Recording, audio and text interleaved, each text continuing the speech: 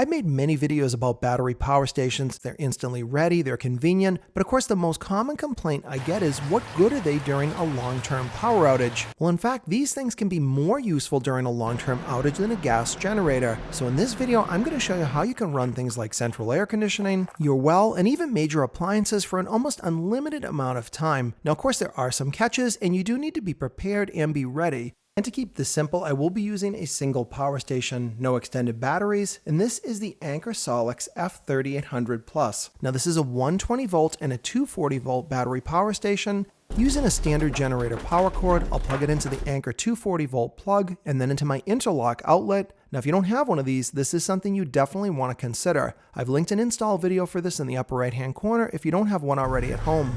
This is how it all begins. We're going to simulate a power failure by flipping my main breaker. Now with the lights and power out, I simply need to flip up my interlock plate, and now I can activate my interlock breaker. The power is out and the Anker is on, so all I have to do is activate the AC outlets. That's accomplished by simply pressing this button, and now power is being backfed legally through my main panel.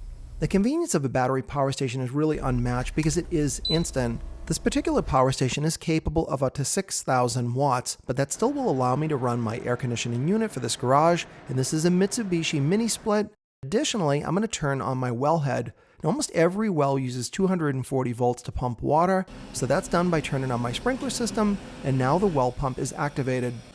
Up until now, everything is basically working as usual. My sprinklers and well are running, my air conditioning is on, and the lights and power are of course on. But when we look at the power station, you can see that I'm drawing about 1300 watts, and this unit only has around 1.8 hours remaining.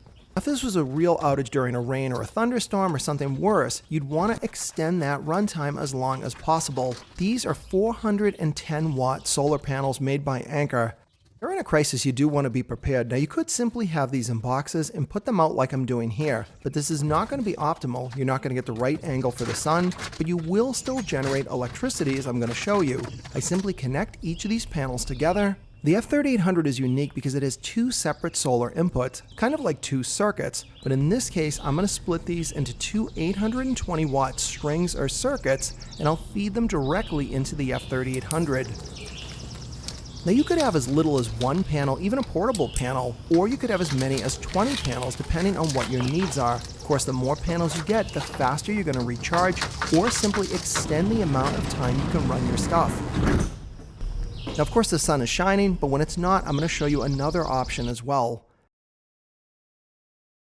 Now that I've run those wires inside my garage door, I need to connect them to the F3800. And without the need for any type of interface box, Anker includes two cables with each F3800 Plus. Now these plugs might look a little bit different. They are UL listed. They're actually technically safer than a normal XT style plug because of their UL listing and the fact that they have these locking connectors on the top that lets you know you've plugged them in completely and they won't simply pull out unexpectedly. The other end of the cable is the standard MC4, which will fit regular type solar panels. Now, as soon as I connect it, we can immediately see that I'm pulling in around 450 watts. Now, that's not really a lot because each of these panels is capable of 410 watts alone. But now as the day goes on, the sun is shining brighter and we can see the power is greatly increasing to the Anker.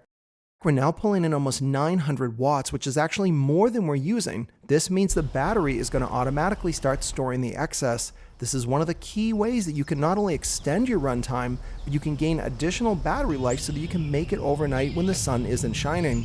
Here in New England, oftentimes during a storm, there is no sun, so you might want to consider this. This is Anker's generator interface kit.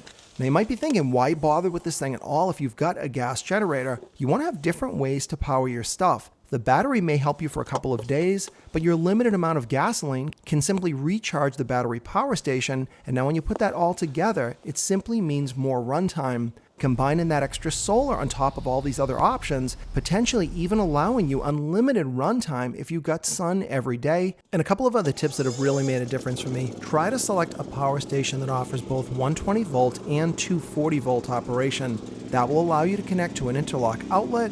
Additionally, you can run larger appliances, even things like air conditioning.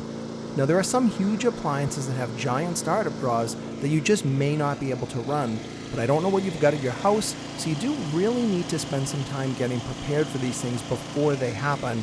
You don't need to have an elaborate setup. As I showed you here, just a single unit can do a lot more than you might expect. Another huge question I get all the time is if you've got a gas generator, why bother with a battery at all? A battery will cycle down and only utilize the amount of power you're drawing. Even an inverter generator has limits. It can kind of throttle itself down and reduce fuel consumption, but a battery is much more efficient, meaning over multiple days, you can very likely run longer with a battery setup than you can a generator. So the real key is kind of blending all of them together. Another advantage of any battery system is simply no noise. If you're in a highly populated area, there are all kinds of stories of generators getting stolen, and of course they're screaming in the middle of the night so everyone knows who has one. Many people run their generators during the day, charge up their batteries for extended outages. Now during the evening, they are completely silent. These are my tips I've learned over having many power outages over the years. I started purely with gas generators and have migrated to batteries, but I absolutely use both of them because I can experience outages of between 1 and 2 weeks. That really requires some preparation, so I would encourage you to take some time, take a look at some of these units, and if you've got other tips that you do yourself for preparation, I would definitely like to hear them. Being in New Hampshire, we spend a lot of time getting ready for storms because you just don't know what's going to happen. And if you like this video, please give it a thumbs up and be sure to subscribe to the Silver Symbol channel if you're not already for more videos coming up.